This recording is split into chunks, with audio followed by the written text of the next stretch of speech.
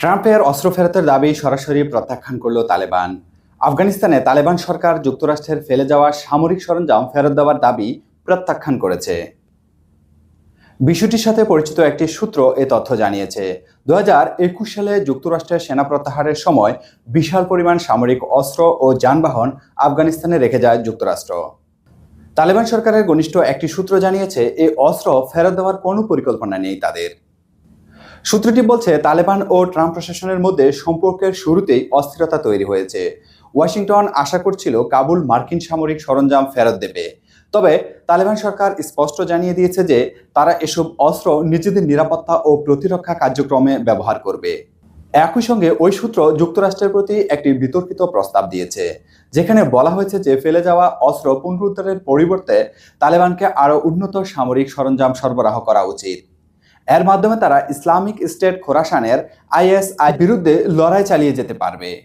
আইএসআইএসকে বর্তমানে আফগানিস্তানে তালেবান সরকারের জন্য বড় হুমকি হয়ে দাঁড়িয়েছে।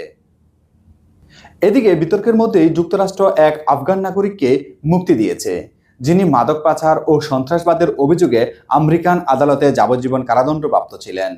তার মুক্তির বিনিময়ে আফগানিস্তানের আটক থাকা 2 মার্কিন নাগরিককে ছেড়ে দেওয়া হয়েছে বলে তালেবান প্রশাসন গত মঙ্গলবার তা জানিয়েছে।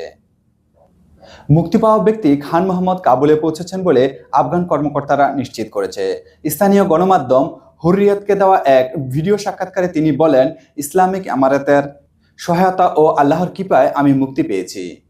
মোহাম্মদ খানকে 2006 সালে আফগানিস্তানের পূর্বাঞ্চল থেকে গ্রেফতার করা হয় এবং 1 বছর পর যুক্তরাষ্ট্রে প্রত্যাবর্তন করা হয়। 2018 সালে মার্কিন আদালত তাকে যাবজ্জীবন কারাদণ্ড দেয়, যা যুক্তরাষ্ট্রে প্রথম নার্কো টেরোরিজম মামলার রায় বলে মার্কিন বিচার বিভাগ নিশ্চিত করেছিল। আফগানিস্তানের পররাষ্ট্র মন্ত্রণালয় এক বিবৃতিতে জানিয়েছে, যুক্তরাষ্ট্র ও আফগানিস্তান প্রশাসনের মধ্যে দীর্ঘ ফলপ্রসূ আলোচনা পর এই বন্দি বিনিময় চূড়ান্ত হয়েছে।